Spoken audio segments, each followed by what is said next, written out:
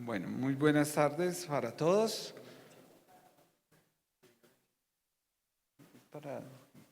Bueno, nos disculpan la tardanza en el inicio de la sesión, pero es una sesión muy interesante que vamos a tener con unos invitados muy, yo creo, expertos y que nos van a ilustrar, iluminar sobre este tema reciente que nos trajo la pandemia, la situación del COVID sistémico. Me está acompañando el doctor Bravo, quien es infectólogo como moderador y hará la presentación del siguiente conferencista. Nos estaremos alternando. Y voy a presentar a la doctora Luz Gabriela Delgado. Estoy muy orgulloso, honrado de poder introducirla. Ella es bacterióloga, es profesora en la Universidad Nacional, con doctorado en ciencias farmacéuticas. Además es investigadora senior de MinCiencias, con muchos años de experiencia, y ustedes la van a oír acerca del tema del diagnóstico, pero sobre todo en inmunología de parásitos, pero ahora nos va a hablar sobre la inmunología en virus. Entonces, pues estamos muy complacidos y contentos de que ella haya aceptado la invitación de la asociación, y bueno, los voy a dejar en compañía de la doctora Delgado con el tema avances en el diagnóstico de SARS-CoV-2. Muchas gracias, doctora. Bueno, muy buenas tardes a todos. Mil gracias por esta invitación. Un honor estar acá. Gracias al doctor Jorge Enrique por esta presentación. Vamos a entrar de una vez en materia, a hablar de un tema que ha sido supremamente importante, que incluso para quienes somos profesionales de la salud creíamos manejarlo debidamente, pero que por alguna razón el reto que nos impuso la pandemia nos dejó incluso en evidencia algunos vacíos conceptuales que tenemos desde nuestras propias escuelas. Entonces, antes de hablar de avances en el diagnóstico del SARS-CoV-2, me permitiría hacer como una breve reseña de lo que corresponden a las pruebas diagnósticas. Está pasando, perdón, pero no funciona.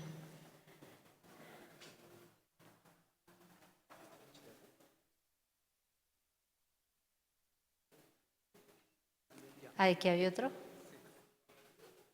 De pronto este era el otro. Era el otro. Mil gracias. Bueno, entonces vamos a recordar rápidamente unos conceptos que, repito, a pesar de que seamos profesionales de la salud, seguramente tenemos aspectos por recordar.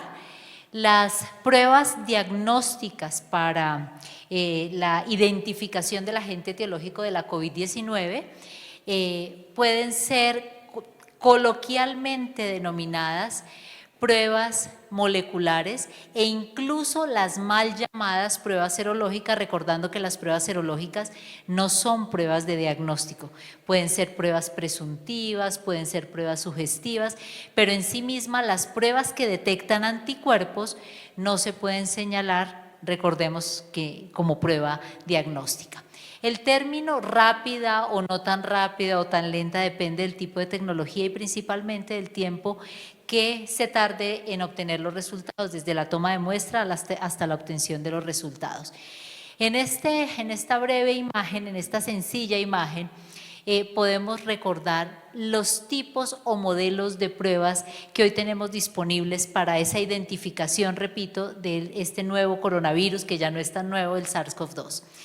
En términos de la capacidad de detección del virus, en términos de la mínima cantidad que se requiere del microorganismo para ser detectado, hoy sabemos y no han logrado desbancar a la RT-PCR, a la retrotranscripción de la molécula del RNA constitutivo del virus SARS-CoV-2, la amplificación de ese material genético para la detección por PCR sigue siendo la técnica más sensible y más específica para la detección del virus y para el diagnóstico. Es importantísimo recordar que no existe una prueba perfecta, incluso en un par de transparencias, de diapositivas posteriores, simplemente recordaremos lo que los infectólogos y epidemiólogos han llamado los algoritmos para el uso racional de estas pruebas y para que la utilidad de las mismas pues represente realmente o tenga el impacto esperado en términos de la clínica y de la terapéutica y el manejo del paciente. Posteriormente, y en términos de sensibilidad, Tenemos las denominadas pruebas isotérmicas, también conocidas como NAT, que son los test de amplificación de ácidos nucleicos, se basan en el mismo principio, también son técnicas moleculares un poco más inespecíficas, y les contaré simple y rápidamente que COVID también entró a cambiar casi que paradigmas que se tenían en el mundo del diagnóstico. Las pruebas isotérmicas, como la prueba de Lamb, se habían considerado hasta antes del COVID unas pruebas muy sensibles, pero que arrojaban falsos positivos. Con SARS-CoV-2, que es, digamos, un punto aparte, las pruebas isotérmicas, y ya vamos a ver más adelante qué tipo de evidencia científica soporta esto que les estoy mencionando, las pruebas isotérmicas para el caso de COVID-19 no tienen el comportamiento que tienen para evidenciar otro tipo de agentes etiológicos y arrojan más falsos negativos comparado con otras enfermedades o con otros procedimientos para la detección de material genético. Las pruebas de antígeno, pruebas inmunocromatográficas en su inmensa mayoría, son pruebas que son diagnósticas y que tienen ventajas, pero tienen unas limitaciones grandes y se parecen más en su comportamiento a nivel de la sensibilidad y la especificidad, se parecen más las pruebas de antígeno a las pruebas isotérmicas. Estas dos tienen unos momentos a nivel del curso clínico de la enfermedad, pero sobre todo a nivel de la carga antigénica o de la carga viral. Es decir, su sensibilidad depende de la cantidad de viriones, de la cantidad de virus que yo pueda tener en una muestra que podamos tener. Y recordar que a pesar que, digamos, de manera convencional, se suele utilizar las pruebas de detección de anticuerpo como parte del diagnóstico, es recordar que no son pruebas diagnósticas y que pueden ser utilizadas y que sin duda alguna tienen un valor muy significativo a nivel de la salud individual y colectiva, arrojan una información importante sobre la inmunidad de los individuos, pero no en sí mismas no son pruebas de diagnóstico. Importante recordar que en términos de las pruebas diagnósticas, el blanco de las pruebas moleculares es la detección del material genético, RNA en este caso, que es el que conforma el core del virus del SARS-CoV-2, pero que a nivel de las pruebas de antígeno, el diseño de las mismas está basado en el reconocimiento de la identificación de las proteínas que conforman el virus, en ese caso proteínas de membrana, de la nucleocápside, las proteínas de la envoltura y principalmente la proteína de la espícula, una glicoproteína. Es decir, el diseño de las pruebas diagnósticas, en este caso de antígeno, está muy relacionado, muy estrechamente relacionado con la composición glicoproteica o proteica que tiene el virus. Ya recordamos entonces que la detección de anticuerpos no es una prueba diagnóstica, y de aquellas que sí son diagnósticas, como en todas las pruebas, y aquí me permito pues recordar que soy profesional de bacteriología, no basta con tener una prueba muy sensible, una prueba que sea muy rápida y que arroje un resultado en corto tiempo con las particularidades que se requieren, que lo importante aquí también es considerar todas las etapas desde la toma de muestra. Para cuando uno está trabajando en el laboratorio clínico, no solamente nos centramos en seleccionar la mejor prueba, la más sensible, la de la fase que me garantice los máximos estándares de calidad en la fase analítica, sino la fase preanalítica es fundamental. Entonces, la toma de una buena toma de muestra claramente depende un buen resultado. No es un asunto menor que la manera en cómo se tomen esas muestras, en este caso el hisopado nasofaríngeo, que aplica tanto para la prueba de RT-PCR como de antígeno, es un paso crítico en un diagnóstico adecuado. También, por supuesto, en el caso de las pruebas moleculares, principalmente la prueba de PCR, los medios de transporte y todo lo que me garantice la integridad del virus para poder hacer ese diagnóstico fiable en esa parte analítica. ¿Por qué hago énfasis en la toma de muestra, aunque suene tan obvio? porque como nuestra presentación hoy hace énfasis a los avances en el diagnóstico de COVID, dentro de esos avances hemos llegado digamos, a utilizar pruebas disponibles que conducen a lo que hemos denominado el autodiagnóstico. Entonces, incluso hay una presión, y no voy a hacer aquí ninguna referencia, aunque considero que puede ser parte importante de la discusión, el tema comercial y legítimo que tienen, pues, de vender pruebas y de buscar una oportunidad de negocio allí, pero no necesariamente todas las pruebas que estén asociadas con autodiagnóstico ni tienen la calidad ni la sensibilidad, y sobre todo este tema de garantía de la toma de la muestra. Incluso se ha visto, y hay estudios que referencian que una mala toma de muestra, las personas que no son doctas o las personas que no tienen esas habilidades, aún siendo nosotros muchos profesionales de salud, hay que tener un entrenamiento muy adecuado para hacer una buena toma de muestra, pues dentro de los aspectos a mejorar o las indicaciones que se deben seguir por parte de personas no profesionales, pues está en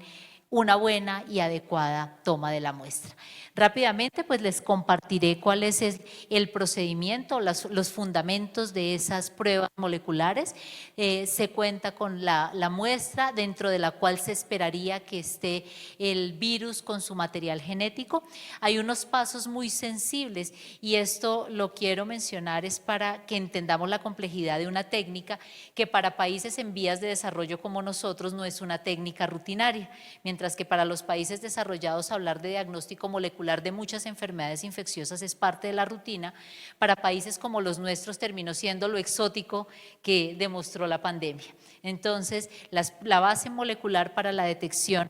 es solamente tener un buen termociclador y cumplir con los protocolos para amplificar, sino tiene unos pasos críticos dentro de los cuales se encuentra la extracción, purificación del virus, es decir, tener esa molécula debidamente aislada para el proceso de retrotranscripción y posteriormente la amplificación en esos tiempos estandarizados. Recordar aquí pues lo importante que son las bases científicas y cómo muy seguramente hubiésemos tenido otros desenlaces si esta pandemia nos hubiese cogido como humanidad 10 o 20 años atrás. De hecho, la descripción rápida del genoma, la implementación rápida de esta prueba que se considera el gold estándar, no son otra cosa que el reflejo del impacto que tiene el desarrollo científico para poder atender con prontitud una pandemia como esta. Hablando de la ciencia, entonces, muy temprano, y en esto pues hay diferencias, y es lo que creo que es también rescatable de esta pandemia en términos de los avances del diagnóstico, que los tomadores de decisión a cualquiera de los niveles consideraron los aportes científicos para tomar esas decisiones. Y quiero aquí referenciar lo que pasó incluso en países como los nuestros y reconocer, ¿por qué no?, los grandes aportes que hizo la Asociación Colombiana de Infectología y en general la mayoría de las asociaciones científicas que aportaron ese conocimiento para que quienes tenían al mando de la nación o de los territorios la posibilidad de adquirir pruebas en su momento, en esa primera etapa de la pandemia, pudieran basarse en esta información que fue importante para el manejo de la pandemia en Colombia.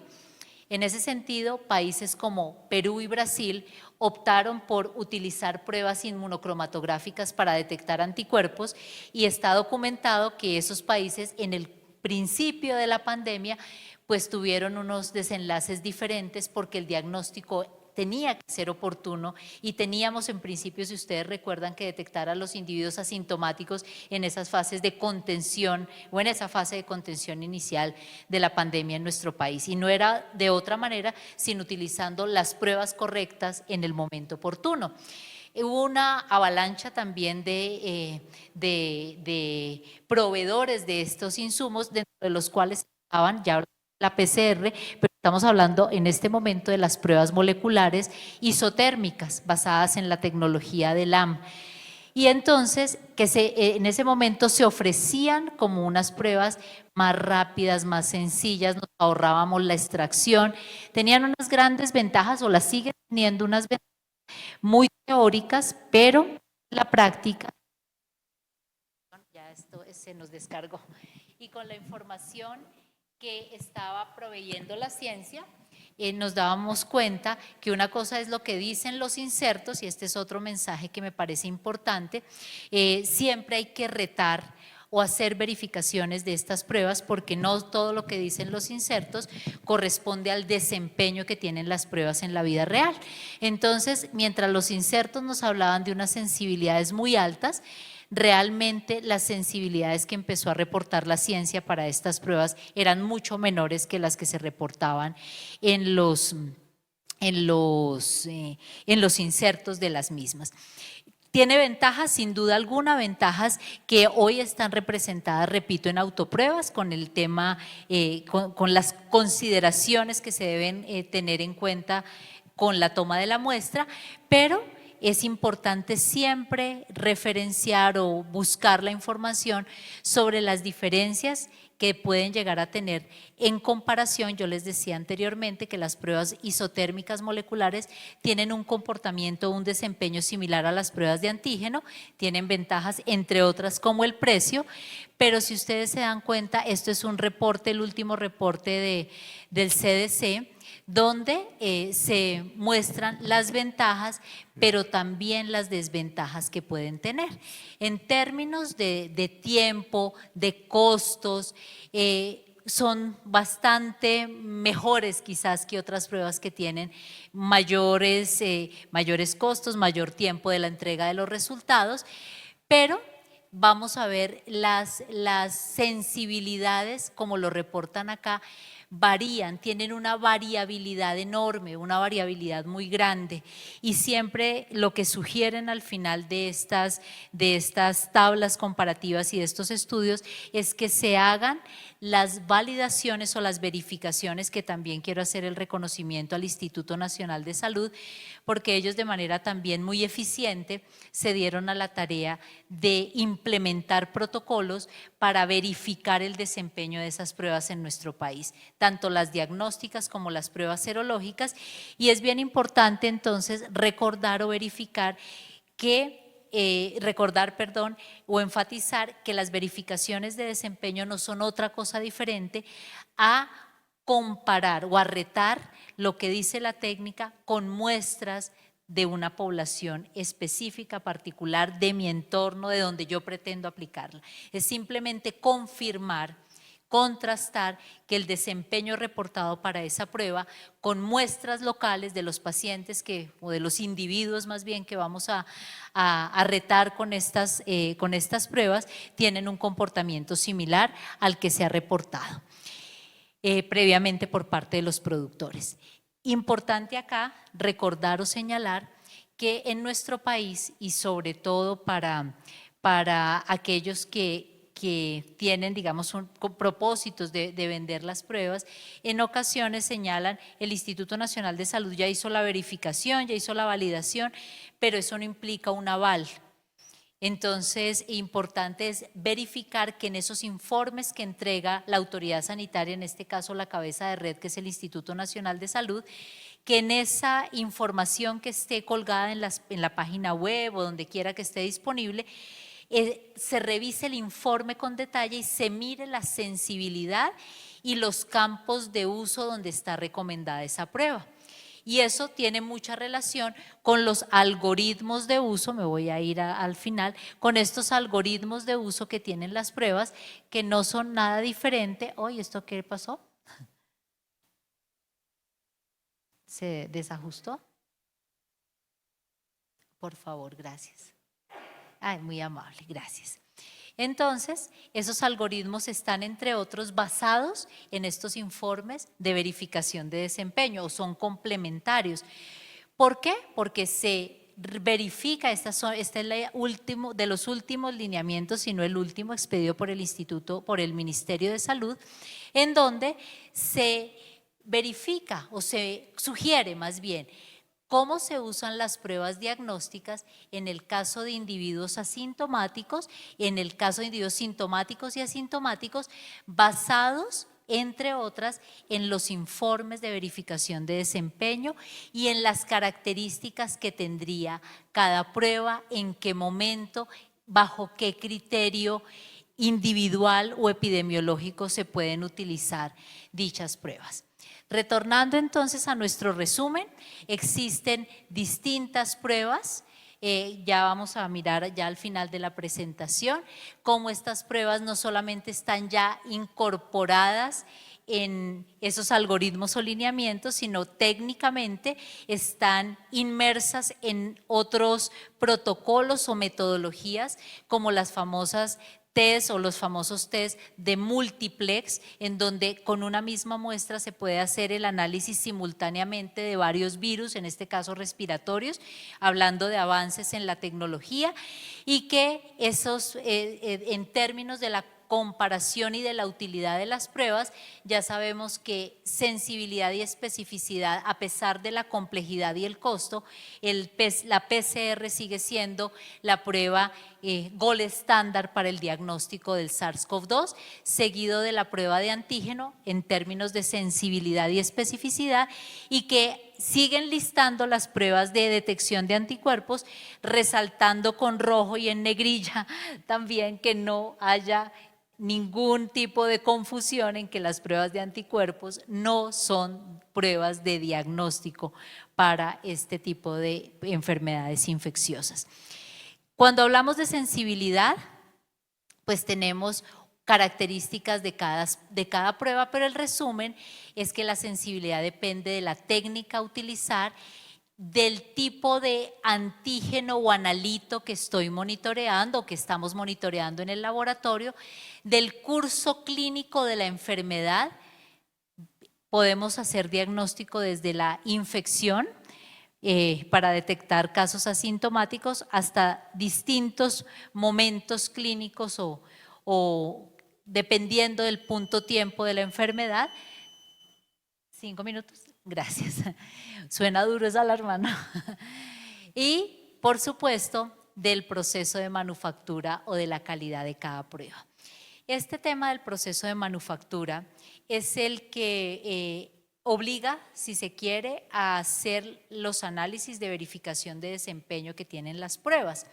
¿Y por qué me quiero referir o dedicar unos minutos al proceso de manufactura? Porque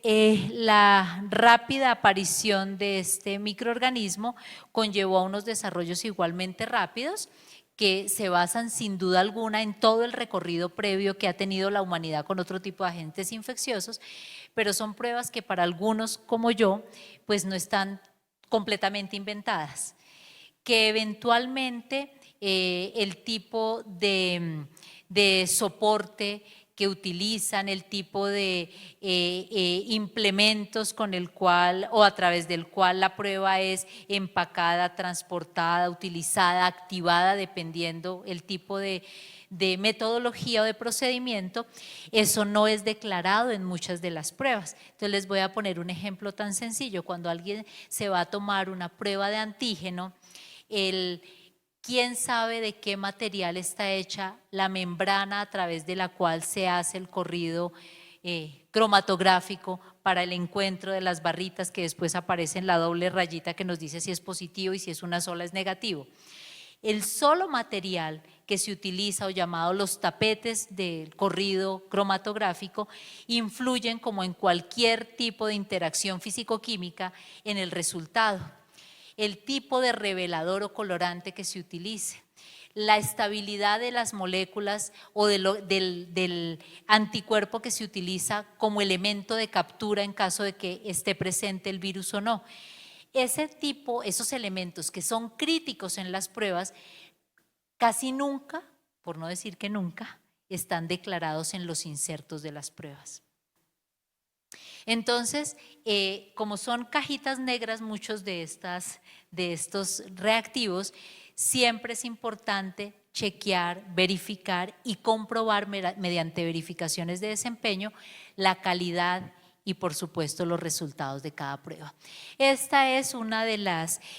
hablando de avances de la incorporación de estas pruebas, en este caso son pruebas moleculares, y hoy en día ya tenemos incorporado el SARS-CoV-2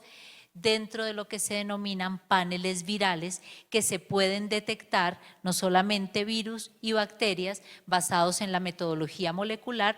para la detección simultánea de todos estos microorganismos en esos nuevos desarrollos que se conocen hoy en día como multiplex a través de la técnica de biología molecular. Se utiliza en la ventaja el mismo hisopado nasofaringeo para poder hacer esas caracterizaciones. Finalmente, que me pareció también importante pues recordar cuáles son como las distintas herramientas que hemos venido utilizando a partir de esta pandemia. La vigilancia genómica, si se hacía en los países desarrollados de manera excepcional, imagínense ustedes en países como los nuestros, si la PCR era exótica, esto era lo más exótico del mundo. Declarando mi conflicto de interés porque hago parte en este momento, dirijo el Laboratorio de Salud Pública de Bogotá, implementar el proceso de vigilancia genómica en un laboratorio de salud pública era lo más exótico del mundo. En este momento, dentro de la red de laboratorios que organizó el Instituto Nacional de Salud, somos 22 laboratorios, de los cuales solo somos 2 de entes territoriales, Medellín y Bogotá. Hacemos vigilancia genómica. Y entonces cuando empezamos a implementar, parte de esa necesaria pedagogía es decirle a nuestros tomadores de decisión, no nos presionen que la vigilancia genómica no es una prueba de diagnóstico. Es decir, nosotros, ¿para qué nos sirven estas pruebas? Porque son útiles los análisis de genómica, que no son nada diferente a hacer análisis de secuencia para determinar tipos, subtipos, variantes, familias, dependiendo la característica del microorganismo que estemos secuenciando. La vigilancia genómica es entonces, y relacionado con las pruebas diagnósticas, es fundamental para diseñar pruebas de diagnóstico, en qué momento cambio o debo cambiar el set de primers que estoy utilizando en una prueba molecular, en qué momento debo cambiar el tipo de antígeno crítico mediante el cual estoy induciendo un anticuerpo monoclonal o policlonal para pegárselo a las pruebas de antígeno. ¿Cuántas pruebas de antígeno estarán dando negativas no porque sean malas, sino porque están utilizando el anticuerpo inadecuado porque no está detectando las variantes que en ese momento están en circulación? Para eso es importante la vigilancia genómica. En nuestro país, pues para curiosidad, porque pues en este momento no tenemos desarrollos propios, pero nos permite interpretar y utilizar apropiadamente las pruebas y pues por supuesto para el diseño de vacunas y para el monitoreo de esas vacunas en las poblaciones. Ya se me acabó el tiempo, muchísimas gracias por la atención.